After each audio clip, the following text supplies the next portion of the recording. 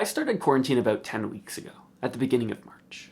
And truthfully, I didn't really know what to expect, because though I'd been following the virus since pretty much the beginning of January, when initial reports started to come out of Wuhan, things still felt really hypothetical. Like, I remember thinking it was really weird and maybe we were overreacting when I went to the grocery store and there was no toilet paper. And then throughout March, I kind of realized the gravity of the situation. And as I realized this, I started to feel both apathetic and anxious, feelings which I attributed to having no control, or feeling like I had no control. But rather than confront these feelings, what I did was I ran from them. Watched a lot of Netflix, I played a lot of video games, and I followed the news as it felt like my life was falling apart.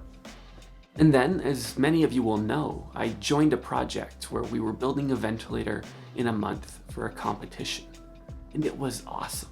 For the first time since quarantine and since the pandemic really began, I felt fulfillment in my daily activities. It was a complete 180 from where I was before, where I was struggling to do any work at all. Now I was working harder than I'd ever worked in my life, and I was enjoying it. But that project gradually kind of slowed down. Awards came about, we didn't make the top 3, and active development kind of stopped. And in the weeks since, I've gradually returned to the state where I was in before that competition, this kind of apathetic and anxious state. But this week, I kind of realized that my feeling of having no control is actually a little bit more nuanced. What I feel like I have no control over are outcomes. You see, a lot of the things that I've been working towards, personally and professionally, were kind of just taken away overnight. And I don't know when, if ever, they're gonna come back. Outcomes are really up in the air right now. Now, as I reflected on the ventilator project this week, I realized that that feeling of having no control went away when I was working on it. And I wasn't focused on any outcome. I didn't particularly care if we won the competition, and when we didn't win the competition, I wasn't particularly upset. What gave me life when I was working on the ventilator was the fact that I was in the midst of a beautiful process. I was working incredibly hard and learning a ton from something which felt truly meaningful to me. So what I learned in reflecting on this project was that it was actually the process which mattered, and not the outcome. And from that, I kind of deduced that a lot of the apathy that I was feeling was coming from my focus on outcomes during this time, rather than on processes. See, one of the things that I've learned through, any achievement that I've had in my life is that happiness and fulfillment doesn't really last when it comes from achievements. Maybe, you're elated for a day or two, but things quickly normalize. Processes, on the other hand, provide to me this kind of continued fulfillment where, regardless of any possible outcome, whether you succeed or you fail, you find meaning in the actual journey. What you're doing is enjoyable to you and it's meaningful to you. To give an example, I love learning because of how it makes my brain feel and how it enriches my life. I don't really care about grades like that. Like, sure, it's nice when you get validated. It's like, oh yeah, I got an A. But that feeling goes away relatively quickly, especially when compared to the feeling of happiness that you get from learning, from constantly learning and constantly growing. Early in high school, when I was feeling overwhelmed with school and sports and extracurriculars, my dad gave me some really good advice that I keep coming back to time and time again. He told me, just have fun with it. Forget about getting good grades, forget about winning races, forget about all these things. Just enjoy the process and trust in the process and know that the achievements and the outcomes will come as long as you're doing the right things and as long as you're enjoying the process and as long as you're trying hard.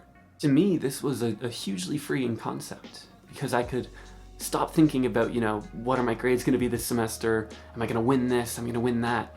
And just focus on enjoying what I was doing and becoming good at what I was doing. And eventually, those results, those outcomes, they arrived. But, I kind of didn't think about it. It just happened and it was fun, but the more enjoyable part was that process. As I started to think about process-oriented thinking, there were really 2 books which came to mind for my freshman year of college. So this is Flow by Mihai Csikszentmihalyi and Man's Search for Meaning by Viktor Frankl. And these are both excellent books. I highly recommend them. They're linked in the description. But the idea that I got from these books is that the notion of purpose is often confused by achievements and by outcomes. And that the type of purpose which leads to fulfillment is often mission and process driven. To them, purpose is in pursuing the processes which are meaningful to you. And happiness and fulfillment come from enjoying that pursuit. It's about how you get there. It's about the journey. It's about the path, the day-to-day, as opposed to the, what might happen in a year or in 2 years or 5 years, whatever.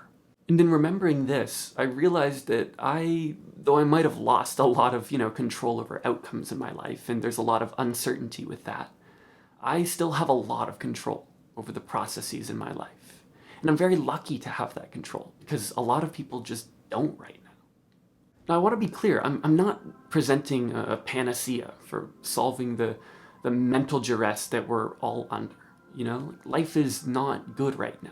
It is okay to be feeling sad and overwhelmed, and upset and frustrated. It's normal to be feeling that way. And in my opinion, the right thing to be doing right now is to be giving yourself the space to feel those emotions and to not be expecting so much from yourself. I really don't want people to take this video as like how I solve the negativity of quarantine and how you can too, right? Like, I hate that. I hate a lot of what some people are putting out there right now, which is just this idea of, if you don't come out ahead from this quarantine, you're failing. If you don't come out with a business and this and that, you're falling behind. It's like, I don't know what you're going through right now. I know what I'm going through right now, and I know that it sucks.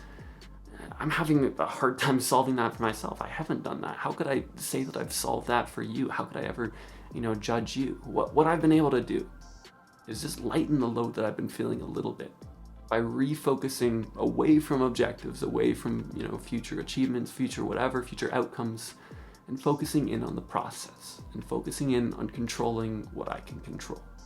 For example, I've reminded myself, I love learning. So I've been reading, been learning how to draw, might be learning some music soon. So, even if school doesn't come back in the fall, these are still valuable things. And it's a process which makes me feel good. It brings me fulfillment. Similarly, I love exercise, so I've still been working out, even though there are no, competitions on the horizon. And I love projects and making videos, and I love the work that I do. So even though I don't know where that might be going long term, I don't know, what projects are going to be possible and which aren't, I can still work on these things because they bring me fulfillment. And so the reason that I made this video is not because I think that I can solve the negative emotions that you've been feeling or anything like that. It's because this is a lesson that I've learned.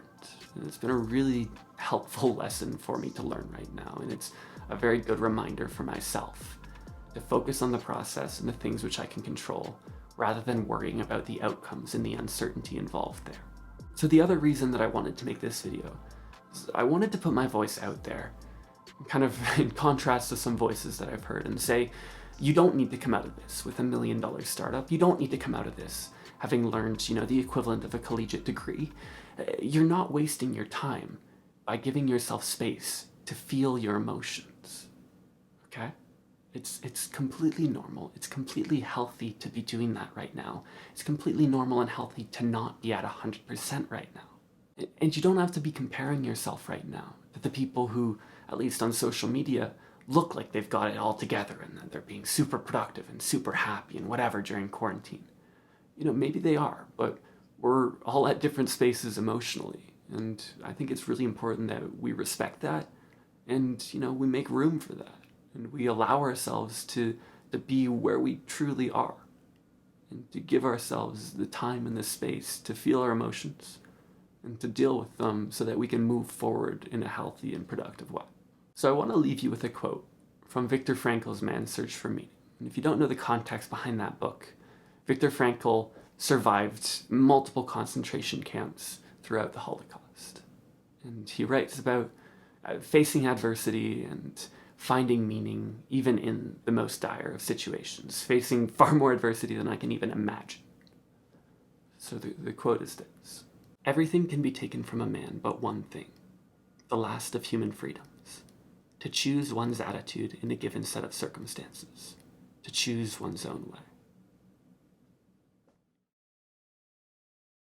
I'd now like to thank Audible for sponsoring this video. And as many of you will know if you followed the channel for a while, I've been using Audible for a very long time. I've listened to hundreds of hours of audio content through Audible, and it's been a huge value add to my life. So I want to share with you a new initiative that Audible has put out during these pandemic conditions that we're all facing and dealing with right now. And that initiative is stories.audible.com. So what Audible has done is they've taken hundreds of titles and they've just released them for free. No strings attached, no download required. You can just go to stories.audible.com and you can just scroll through, find a title that you want to listen to, click it, and just listen. You don't need to download anything. You don't need to sign up for anything. You can just listen to stories for free right now. The idea being that, schools are out, but Audible is still open. Now, beyond the hundreds of titles that Audible has put out for free through stories.audible.com, they also have a huge collection of audiobooks and other audio content. And the audiobook that I've been listening to this month is The Stand by Stephen King. Now, I've been listening to The Stand for like 2 weeks now. Not in insignificant amounts. I've been listening every day. But the thing is, it's 40 plus hours. And you get that with 1 credit.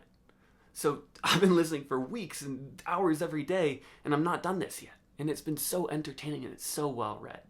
So if you're interested in picking up a copy of The Stand or, any other audiobook in Audible's massive collection, as well as getting access to unlimited Audible original content, then what I'll recommend you do is head to audible.com/johnfish or text code JOHNFISH to 500-500.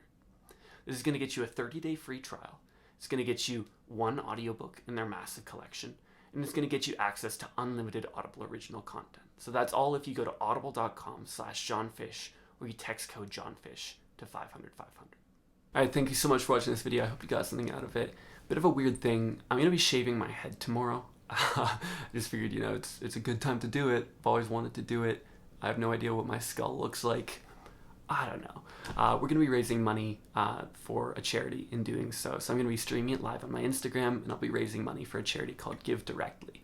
It's a great charity. They give money directly to the people in the world who need it the most. So I think it's really important right now, especially, with all the stuff that's going on with COVID, to be raising some money and some awareness for that. But I also understand that, not everyone has money to donate right now. So no pressure. Feel free to just come by, check it out, see what my skull looks like. My Instagram's @thejohnfish. I'm going to be streaming it from about 2 to 3 p.m. Eastern Standard Time tomorrow on the 24th again. So feel free to pop by, feel free to donate, if you have money to do so. I really appreciate it. It's a really great charity. So yeah, thanks for watching. See you tomorrow, hopefully. and yeah, feel free to subscribe if you want to. I'll see you again soon.